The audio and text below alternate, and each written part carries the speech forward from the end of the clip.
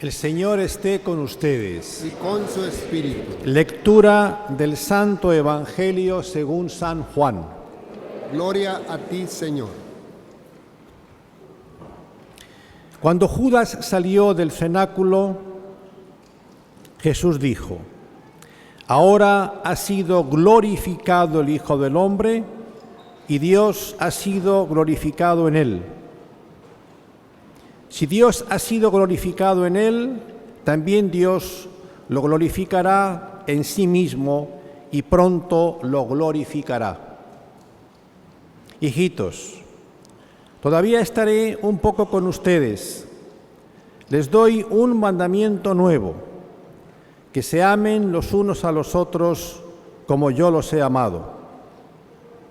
Y por este amor reconocerán todos que ustedes son mis discípulos. Palabra del Señor. Gloria a ti, Señor Jesús. Este Evangelio, que con palabras similares suele repetirse por estas épocas en el desarrollo de la Pascua, es francamente muy incómodo.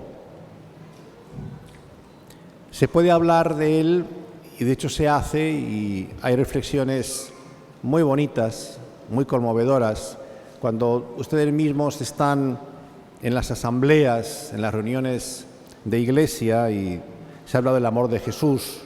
Todos nos ponemos muy tiernos y a veces hasta decimos cosas que son conmovedoras. Pero la verdad es que la enseñanza de Jesús, en este caso, que es un mandato, resulta a veces bastante difícil de poner en práctica. Amar, todos queremos ser amados, hablamos del amor con mucha frecuencia, pero la exigencia de Jesús a veces nos damos cuenta que nos pilla un poquito fuera de la práctica y tenemos muchas reservas. Para que esto sea, dentro de la brevedad que tenemos en esta parte de la misa, lo más útil posible, yo entiendo que ustedes están esperando alguna palabra que les motive, que les anime, que les haga confirmar en este mandato. Voy a darle dos ideas. La primera es llevarles a la primera lectura, donde se narra esta pasión que los cristianos mostraban en su origen, porque no podían detener la fuerza de la resurrección de Jesús en sus corazones. Esto era algo que les impulsaba a compartirlo e incluso a salir de sus fronteras. Aquella gente que vivía en una ciudad se iba a otra con el propósito de decir: Dios ha resucitado, aquello que se estaba anunciando se ha confirmado. Y en cierto modo dejaban todo de lado para poder ir a expresar el gozo que les causaba el mensaje de la resurrección de Cristo. Esto es una cosa muy importante, porque en esa tarea misionera hay una frase que yo les pido que ustedes valoren, y es cuando el autor dice que para alcanzar el reino de los cielos hace falta pasar por muchas contrariedades, vicisitudes. A veces el amor que nosotros queremos compartir, sobre todo en este ámbito, como digo, de la piedad, nos tendría que, pensamos, librar de todas las dificultades. Es como que ya amo a Dios, Él me ama a mí, todos contentos. Pero sin embargo sabemos que no es así. Hay una enorme cantidad de dificultades que tenemos que asumir por el mero hecho de que queremos ser fieles a ese mensaje que Dios nos ha dado. Entonces lo primero es esto. Hay que saber afrontar muchas contrariedades que la vida de fe nos acarrea. ¿Cómo? Esta es la segunda parte. La segunda parte es que para vivir el amor que Jesús nos manda aquí, hay que tener dirección espiritual.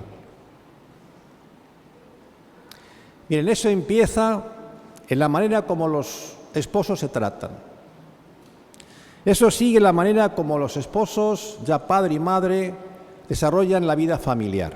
No solo es cuestión de que los niños tengan la comida, recen de vez en cuando y cuando son mayores vayan al college a riesgo de perder la fe.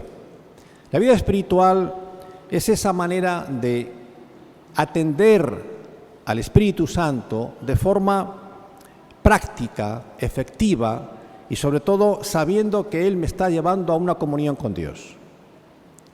Yo, como papá y mamá, voy a hacer ese trabajo de llevar a mis hijos a una vida espiritual, guiarlos espiritualmente. Esto no es automático, no significa que, hay una fórmula para que los niños tengan ya una visión de Dios, o yo ya hago lo que puedo, les traigo la catequesis. No me refiero a eso. Me refiero a la misma necesidad que tenemos todos, mayores, menos mayores, más pequeños, de ser guiados en la vida espiritual. Tiene que reflejarse en todo lo que es la vida de un cristiano. Vean qué ocurre en general en la vida de la fe. Hay altos, hay bajos, hay momentos de crisis, hay situaciones en que esas promesas que nos hemos hecho se derrumban, hay personas que muestran unas capacidades enormemente sobresalientes en el liderazgo y aparecen al cabo de un tiempo con que están incluso dudando de la fe. ¿Qué está pasando ahí?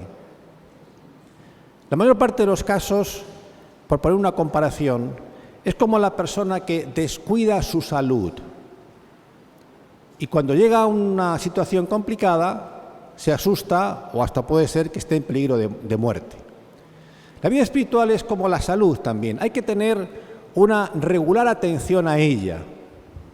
En el mejor de los casos, yo sé que muchos de ustedes no tienen ese privilegio, pero la mayor parte sí, espero que sí. Uno tiene eso que llama el chequeo médico. Va cada 6 meses al médico a que digan cómo están las cosas. Y cuando tiene un problema determinado, va, toca la puerta, oye, que tengo mareos. Igual la vida espiritual. Yo necesito que me guíen, que periódicamente me digan dónde voy con mi oración. Si va bien encaminada, si no lo está, si hay crisis o no las hay, si tengo un objetivo claro en la vida espiritual o no.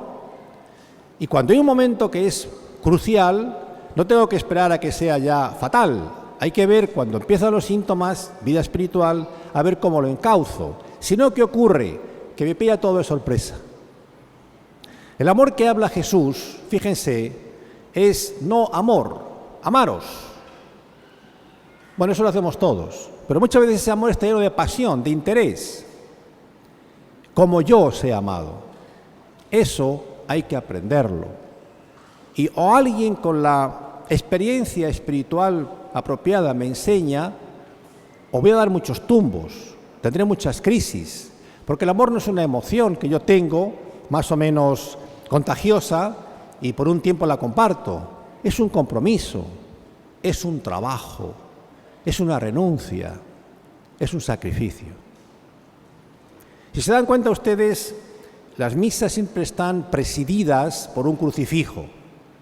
Cuando no hay crucifijo visible, se pone uno encima del altar. Aquí, como tenemos un crucifijo enormemente grande en la parte posterior, no hace falta ya poner más. Pero es que ese crucifijo está representando de la manera como Jesús lleva a cabo el banquete que celebramos en el altar. No es que ponemos un pedazo de pan ahí y decimos, ahora esto es el cuerpo de Cristo, sino que el sacrificio de Él es el que hace posible decir, este es el cuerpo de Cristo. Lo que Él hace es ofrecerse para que nosotros tengamos noticia de cómo Él nos ama. Les pongo otro ejemplo, aparte del de la salud. ¿Cuántas veces las mamás, también los papás, pero a veces las mamás en esto son bastante más sensibles, cuando el niño, la niña, el bebé, los chiquitos tienen dificultades, se niegan a sí mismas, se sacrifican porque quieren que esa criatura no sufra? Eso puede llevarse a un nivel más elevado, insisto, también hay papás que tienen esa tarea, eso de decir, ofrecer algo porque mis hijos estén bien, nunca para. Pero es obvio que cuando son chiquitos nos conmueven más. Ese amor oferente es el que Jesús hace a nivel absoluto. El amor de Jesús es exactamente ese. Él se ofrece para que su súplica al Padre por nosotros tenga un efecto, porque Él me ama desde el sacrificio que Él hace para decirle al Padre, ya están listos. Cuando Él me pide que yo ame como Él ama, me está diciendo que mucho de mi amor tiene que ser purificado para que sea, no que se parezca, para que sea como el de Él. Este es el desafío nuestro. Las palabras de Jesús son muy bonitas. Insisto que nos inspiran muchas emociones, pero son un mandamiento. Son un mandamiento. No olvidemos esto. Él no está diciendo del amor como algo que más o menos tendremos que evocar porque fuimos concebidos en el amor, creados para el amor, para ser amados, y así es. Pero no es solamente una cuestión de fórmulas, es que realmente Él manda que yo ame como Él lo hace. Y yo tengo noticia del amor porque constantemente estoy recibiendo de Él esa experiencia de renuncia. Constantemente. Cuando leo el texto evangélico, Él me da muestras de cómo se hace ese amor. Y Él va mostrándome cómo trata a un leproso, o a una adúltera, o a un ciego, o a una mujer pecadora. Me va guiando a mí mi propia experiencia. Esa es la forma de renuncia de amor que tengo yo que asumir. El amor tiene que ser purificado. No vale cualquier emoción. No vale cualquier sentimiento. Incluso a veces las emociones que yo considero insuperables pueden ser muy negativas y puede ser que cause incluso un daño colateral a otra persona. Ya no es amor, ya es mi forma personal de disfrutar de las cosas. No tiene nada que ver con el amor de Jesús.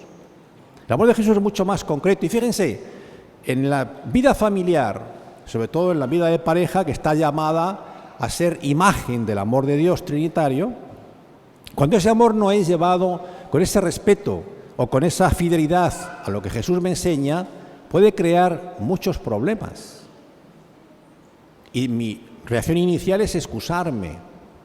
Pero si yo tengo esa fidelidad a Jesús que quiero tener, ese deseo de vivir mi fe de una forma honesta, tengo que también ser en este aspecto muy realista.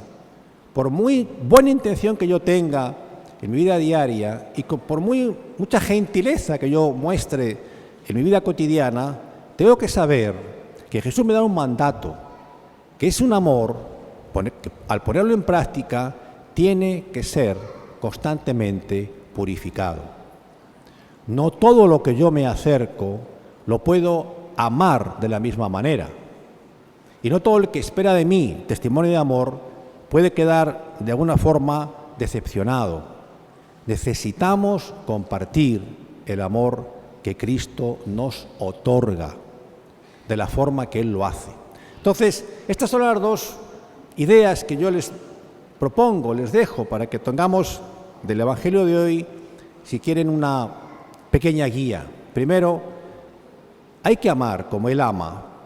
Eso implica que o me guían espiritualmente en esa tarea o voy a estar la más parte del tiempo de mi vida perdido. Segundo, hace falta un objetivo donde ese amor tiene que depositarse. Esto se ve muy bien en la primera lectura. Si nos vamos a la segunda sería la apoteosis de ese amor. Pero aún no estamos ahí. Podemos soñarlo, pero hay que ponerlo en práctica.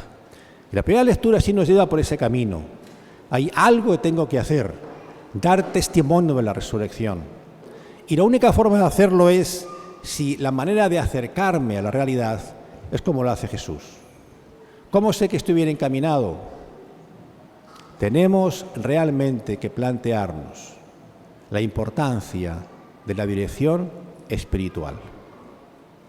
Vamos a continuar la misa.